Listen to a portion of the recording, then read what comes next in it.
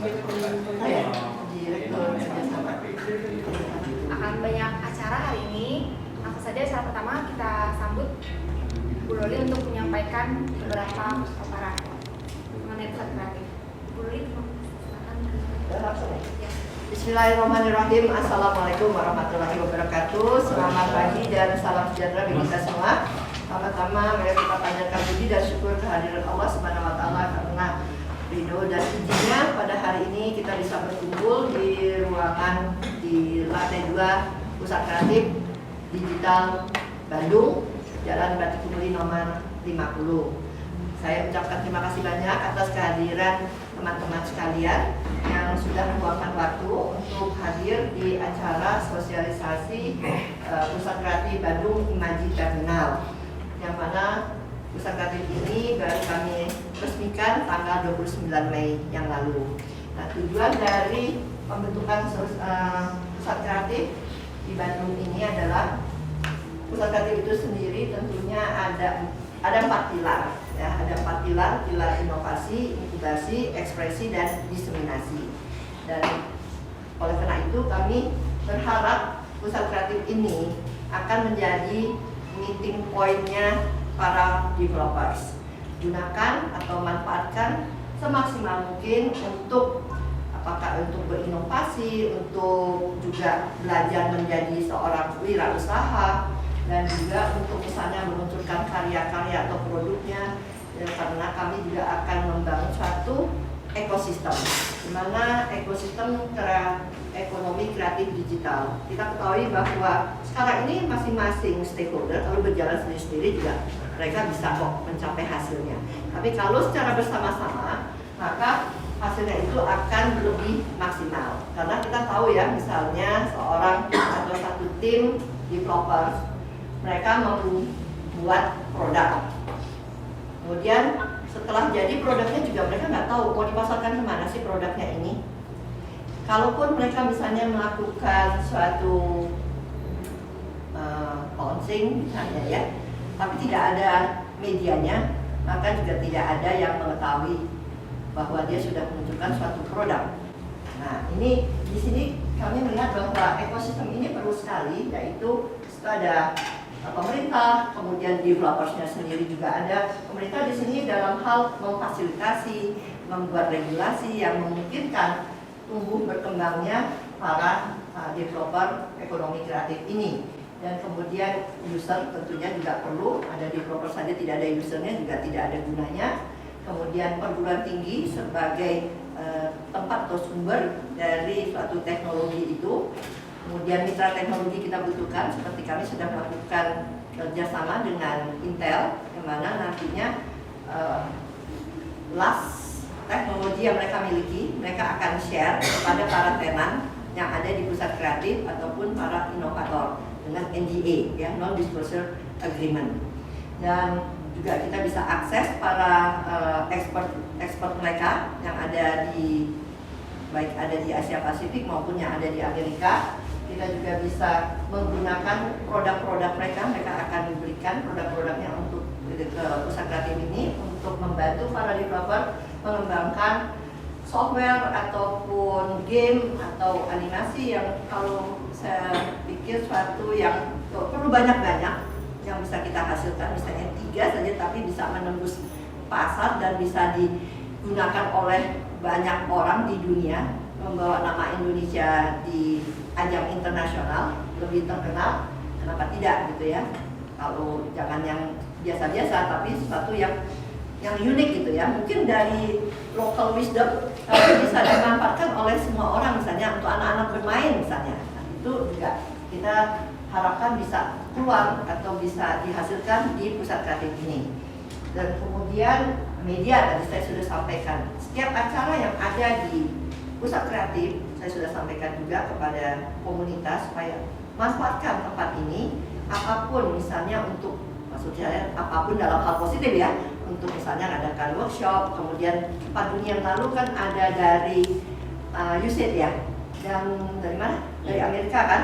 Nah, mereka datang, mereka bisa sharing. Nah, saya maksudkan seperti itu. Jadi di sini sebagai sumber pengetahuan ya, untuk kalau ada yang tahu atau bisa menembus pasar internasional, bawa di gerbong, bawa teman-temannya untuk bisa nembus gitu. Karena satu berhasil, mestinya yang lain dikasih lah triknya juga. Karena kuenya kan cukup besar, nggak bakalan bisa dihabiskan oleh satu developer, bisa berbagi dengan teman-teman yang lain. Dan kalau berbagi pasti akan diberi ganjaran yang lebih besar lagi, yakin saya. Ya, jadi jangan takut, saya aja, nanti kalau saya berbagi dengan teman yang lain, pas rezeki saya bisa berkurang. Enggak seperti itu. Ya. Nah, kemudian store. Nah, store ini juga yang Indonesia banget gitu. Karena apa? Kalau yang internasional mungkin di 10 yang the best kan itu nggak ada yang Indonesia. Kan susah nyarinya, ya enggak? Tapi kalau yang store-nya Indonesia, itu pasti Indonesia semua. Nah, kami sudah kerjasama dengan Speedup dan satu lagi lebih fokus saya kepada digital kreatif sebetulnya. Ya. Nah, mengapa itu tuh menjadi salah satu unggulan ya yang harus diusung oleh inkubator, oleh pusat kreatif atau siapapun gitu ya. Nah, karena ini bicara dalam konteks besar. Jadi coba kita lihat sebagai pendahuluan ya, kita akan bicara mengenai potensi yang dimiliki oleh kita sebagai bangsa. Kenapa saya ngomong soal national competitiveness? Kalau citizen kan warga negara biasa, kita adalah citizen semuanya. Tapi kita juga pada saat yang sama, kita juga adalah netizen. Kita berada di sebuah negara yang disebut dengan the largest ungoverned space, internet. Jadi sebuah negara yang sangat besar, terbesar malah, tapi ungoverned. Karena apa? Di sana di situ tuh di dunia cyber itu orang bicara sebebas-bebasnya ya. Aturan mainnya ada di undang-undang ITE sebetulnya. Pak Cahyana ini yang menyusun undang-undang ITE. Baru tadi pagi saya ditanya itu oleh Asosiasi Risk Management ya tadi pagi. Jadi saudara sekalian coba lihat, bangsa kita ini paling sering berkicau, ada istilahnya begitu ya. Karena memang pertumbuhannya luar biasa. Coba ada statistiknya. Ini statistiknya ya. Tadi pagi saya bicara di forum perbankan. Jadi begini, 200 tahun perbankan di Indonesia. Hari ini hanya ada 60 juta account, bank account. Itu pun hampir kurang lebih sekitar 30% hibernation, dorman, nggak aktif. 30%.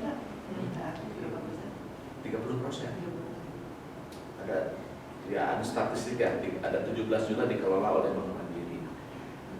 Bayangkan 18 tahun yang lalu pada waktu Telkomsel diluncurkan, sekarang jumlah pelanggannya sekitar 125 juta.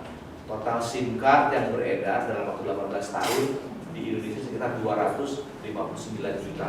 109% dari jumlah penduduk hanya dalam waktu 18 tahun. Perbankan 200 tahun sejak zaman VOC. Coba lihat, ada perubahan yang luar biasa. Di dalamnya ada konten digital kan. Jadi ini data-datanya. Ini datanya adalah tahun 2011 nih. Maksudnya datanya tahun 2012. Yang terakhir ya. Tapi paling tidak kita bisa lihat ya. Langsung slide berikutnya. Nah, saudara sekalian, sekarang ini berbagai bangsa di dunia itu memiliki dua kebijakan. Kebijakan di dunia real, kebijakan di dunia cyber. Karena cyber adalah sebuah dunia tadi yang ungoverned tadi. Harus memperhitungkan begitu. Dari segi hukum, sebagai contoh, bisa saya ceritakan ya. Ada perbedaan karakteristik antara dunia real dengan dunia virtual, antara dunia biasa dengan dunia cyber. Saya belum ngomong digital creativity ya, tapi mutar dulu itu yang lain untuk berikan sebuah gambaran besarnya. Kalau di dunia real ada kehilangan barang, ini aspek hukum nih. Kalau di dunia real barang hilang, pasti kan jumlahnya berkurang. atau berpindah tempat. Di dunia cyber lain, ada data yang hilang, datanya tidak hilang, datanya tidak berkurang, malah bisa digandakan, malah masih tetap di situ kan. So jadi definisi kehilangan barang, perbuatan melawan hukum karena ada pencurian berbeda antara dunia real dengan dunia cyber. Makanya semua negara harus punya kebijakan yang berbeda antara dunia real dengan dunia virtual.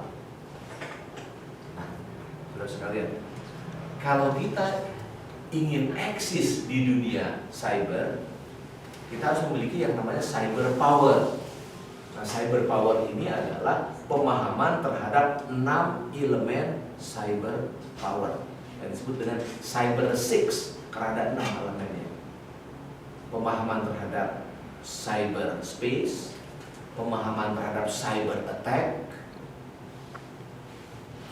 pemahaman terhadap cyber threat, ancaman dunia maya, pemahaman terhadap yang namanya cyber security, seperti halnya kita di dunia real kan bicara mengenai security juga.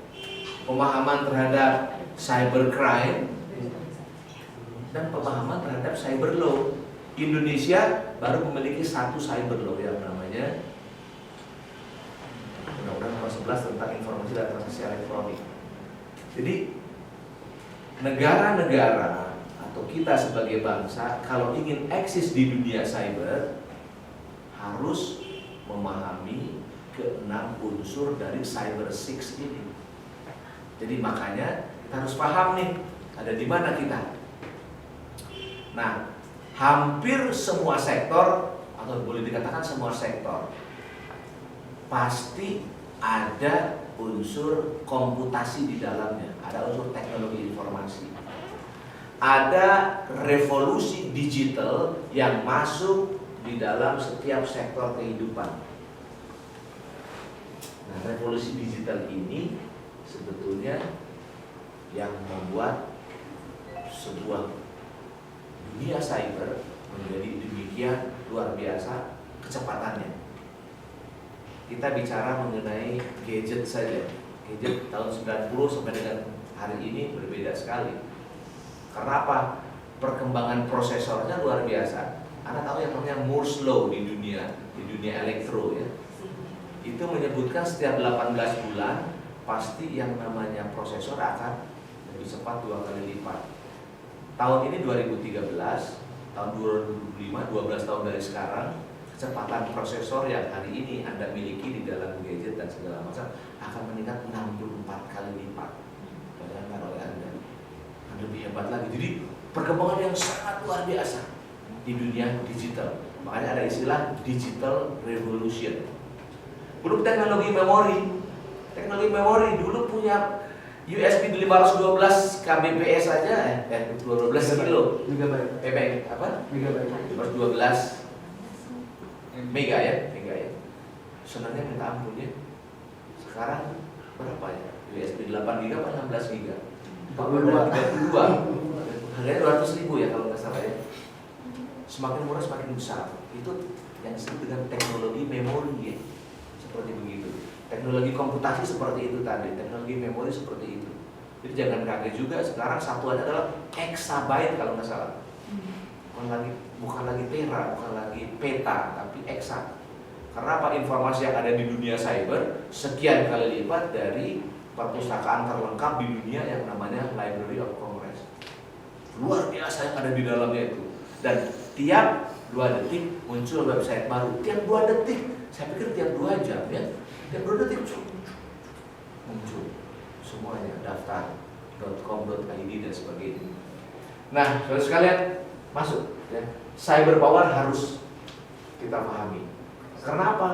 Karena masuk ke dalam sebuah dunia baru yang disebut dengan peradaban digital, digital civilization.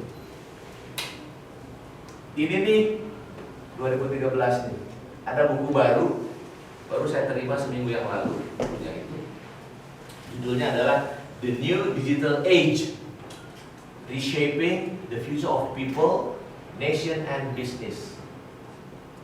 The Future of Bayangin, semua aspek dalam kehidupan, mulai dari identitas kita, bisnis kita, segala macam di sini. Bahkan yang namanya model terorisme pun dengan adanya dunia digital menjadi berbeda. Inilah peradaban baru. Anda lihat komponen-komponennya nih, komponen-komponennya. Anda lihat di sini. Semua hal sudah bernuansa digital.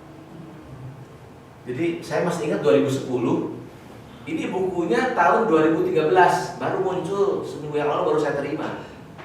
Buku baru. Jadi kalau baca buku itu asik. Dia tadi cerita mengenai satu orang yang saya pikir salah satu inspirator juga buat saya. Iwan Tirta itu dulu saya pernah lihat interviewnya di Metro TV. Dia cerita kalau dia punya big dream kalau saya pengen menaruh Indonesia di peta fashion dunia. Dan akhirnya dia kerjakan itu selama puluhan tahun dan akhirnya set muncul gitu di dunia. Batik itu menjadi salah satu khazanah fashion dunia juga. Nama saya Gira Adia Kusuf, saya CEO dari PT Kuasa Teknika. Kita adalah sebuah developer audio, software audio, tools untuk para musisi. Ini jadi sebenarnya aslinya saya itu adalah seorang musisi, saya itu adalah seorang pemain band indie, band independen dari Bandung. Jadi ini band saya, kita bandnya band aliran elektronik pop, jadi kita bikin musiknya tuh pakai instrumen-instrumen elektronik dan pakai komputer sebenarnya. Pakai berbagai macam alat-alat yang mungkin nggak umum, tapi ini salah satu pionir ya, mudah-mudahan di Indonesia untuk musik yang seperti ini. Dan sekarang kita lihat sendiri musik elektronik di mana-mana banyak ya, termasuk dijadikan remix lah, terus si Arya Wiguna speech-nya diremediati gitu ya. Oke, jadi sebagai seorang anak indie ceritanya gitu ya. Next ya Mbak.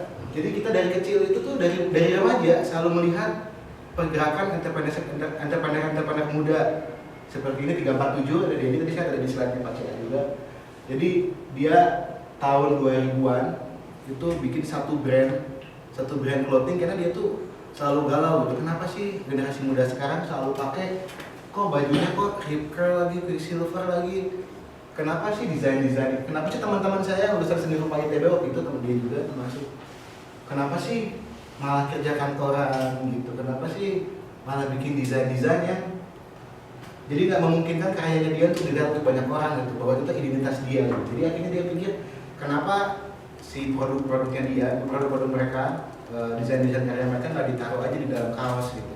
Dan akhirnya sekarang semua orang kalau ke Bandung pasti pengen ke distro. Anak-anak muda zaman sekarang mungkin udah jarang yang pakai baju-baju seperti Quicksilver dan merek-merek lainnya gitu ya. Mereka lebih banyak pakai bajunya 347, mereka bangga pakai produk-produk lokal gitu. Nah, ini perusahaan saya namanya Kuasa Audio Software. Jadi karena saya lahir di lingkungannya juga lingkungan yang band-band indie, anak-anak distro, anak-anak yang bikin desain yang saya pikir sangat populer gitu ya. Saya pikir kenapa sih kita nggak coba untuk taruh nama Indonesia di peta musik internasional. Katanya bilang kalau setiap 18 bulan kecepatan processing itu meningkat sampai 2 kali lipat. Jadi zaman sekarang itu namanya komputer murah, komputer rumah, bukan murah ya, komputer rumah yang biasa kita dipakai sama anak-anak kita buat browsing atau apa segala macam. Laptop itu tuh udah cukup kuat untuk menjalankan aplikasi yang bisa menyamai kualitas suara ini mungkin sekitar 80%, mungkin tahun depan udah 100% kali, saya nggak pernah tahu ya. Maksudnya, jadi hari ini saya akan sharing mengenai entrepreneurship. Jadi anak-anak MBA ITB tadi udah pulang ya? Sayang sekali, cuman saya lulusan MBA ITB. Saya satunya di Unpar, saya S2-nya di MBA ITB. Jadi puasa ini ada dulunya kita bikin studio rekaman sebenarnya. Kita kumpulkan modal saat itu sama dua orang teman saya. Satu ada teman band saya dulu, berarti sama band saya. Sekarang bikin sound effect juga buat di Behind ya, namanya Adit. Jadi kita bertiga bikin sebuah studio rekaman. Kita pikir, wah kita kalau pengen expand studio rekaman kita nih kita mesti keluar budget minimal 500 juta gitu. Dan kita cuma punya 50 juta, gimana caranya? Oh ya udah 50 juta itu kita pakainya buat bikin sebuah software audio. Mudah-mudahan kita dapat untung dari sana dan uangnya bisa kita pakai buat memperbesar studio rekaman kita, dan pada kenyataannya itu tuh long and hard way gitu ya. Jadi ternyata kita pertama mengeluarkan software itu tuh, software pertama kita dirilis tahun 2010, itu yang beli cuma 1-2 per bulan.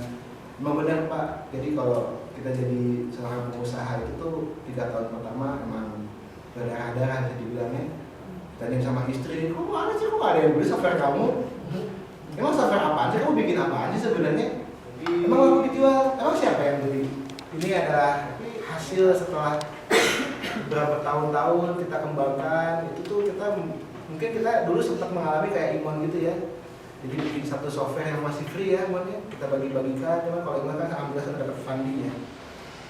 Jadinya udah bisa kayak di blast off ke dunia internasional juga. Kemarin saya baru tahu Imon masuk Greenlight ya. Iya. Jadi kalau saya pikir itu adalah tahap awal Bu dari game Indonesia yang bisa kompet dengan kata-kata lain di luar negeri sana. Jadi kalau saya pikir kita saat ini udah jadi PT Bu. Jadi sebenarnya kita sebentar lagi akan coba aplikasi ke paten sama IPR juga. Jadi mudah-mudahan pesan kreatif di sini bisa bantu. Selamat siang semua. Meskipun sedikit, tapi coba ntar dari sini bisa disebar-sebarkan ke teman-teman yang lain. Jadi ini sosialisasi untuk inkubator bisnis Kementerian Pariwisata dan Ekonomi. Oke, next. Nah di sini startup bidang yang kita terima yaitu animasi dan multimedia, di aplikasi konten, desain, game, software, enterprise solution atau enggak web dan commerce. Kita bisa untuk submit proposal di pusat kreatif.web.id. Jadi teman-teman dari Yuda atau Krisna dari yang lainnya yang ingin masuk ke dalam inkubasi bisa submit langsung ke proposal, itu ada template-nya, tinggal mengisi saja. Oke, next. Ini kita akan seleksi tanggal 24 sampai dengan tanggal 25, dan tanggal 25 langsung pengumuman dan tinggal di sekitar ada 7 penak yang inkubasi. Nah ini materi-materi yang 7 perusahaan Pak. Jadi 7 startup yang bakal kita inkubasi. Dan ini materi-materi yang akan kita berikan selama inkubasi. Ada entrepreneurship, ada how to start ICT, ada business model, ada marketing and sales, public speaking. Dan ini rata-rata 70% materi bisnis, dan baru 30% materi teknis. Karena kita tahu bahwa teman-teman di startup udah jago di dalam hal teknisnya, tapi kita coba bantu di dalam hal manajemen dan bisnisnya. Next. Jadi kita memakai dua metode. Ada metode host mentor sebentar dengan Pak Jimmy Kurnia. Jadi setiap ada mentor tamu kita titipkan di host mentor. Jadi host mentor ini dalam hal sisi akademisi, dan mentor itu dalam hal sisi praktisi. Jadi mereka yang sudah berkecimpung di dunia ICT. Nah ini mentor kita. Jadi kalau mentor kita selama program inkubasi itu ada entrepreneurship oleh 1000.net, Pak Mas Pian, kalau start bisnis dengan ada ya. Sudah tahu. Ini kita juga ada bisnis model, kita ambil dari Piknik, Calvin Pizana. Ini kita udah ada tanggal-tanggalnya juga. Terus ada marketing dan sales, ini Telkomsel dan Zahir. Saya lihat Zahir pengalaman dalam hal sales. Dan saya Telkomsel, saya incarnya untuk data. Jadi mereka punya namanya riset data perkembangan tren dari mobile, trennya kemana, dan saya butuh data. Jadi teman-teman di sini bisa mendapatkan sharing data tersebut ya. Kalau startup melakukan riset kan butuh modal yang besar. Nah, kita coba kerjasamakan dengan Telkomsel menggunakan datanya mereka. Terus untuk public speaking kita dengan tetangga Bu, dengan production dia juga bikin public speaking. Di sini ada jadi ternyata di sini banyak yang bisa kita samakan Pak. Manajemen SDM kita pakai Agate karena saya lihat fenomenal asalnya 5 orang sekarang udah 80 karyawan. Jadi saya pengen tahu bagaimana sih mereka memanage 80 karyawan ini. Legal formal HAKI kita pakai Pak Ali Sungkari, dia salah satu profesor di dalam hal HAKI. Untuk manajemen finance kita juga pakai dari salah satu venture juga, filantropi juga, David Sokasi, dan dari Kenan IGOTB dulu Japan. Jadi dia bikin satu software bagaimana sih memanage keuangannya untuk para startup. Jadi ini sangat-sangat cocok bagi startup dan dia langsung bisa mengimplementasikan. Ini untuk workshop tekniknya ada Intel, dan saya juga pengen minta dari Mas Imron juga untuk workshop tekniknya. Jadi orang-orang sukses ini saya mintain semua untuk menularkan saya dari kepada teman-teman adiknya. Oke Mas. Terus juga untuk ada game design, Eko dari kemarin sudah pulang orangnya. Terus untuk Android, salah satu praktisi Android yaitu Blitz dan Ibnu dari workshop. Dan yang paling penting salah satunya UX. Jadi kita ngambil dari ini. Oke, next. Nah ini juga salah satu agenda setelah masa inkubasi selama 3 bulan. Pada bulan November kita akan coba untuk pertemukan tenan-tenan ini ikut dipesertakan di Getting the Ring di Belanda, dan untuk bulan depan yang paling dekat di Asia On Edge 4-7 Juli kita coba untuk promosikan. Mungkin dari Pak Cayana ada channel lain untuk bagian promosi bisnis connect. Jadi ini di akhir acara inkubasi kita fokus pada penetrasi pasar.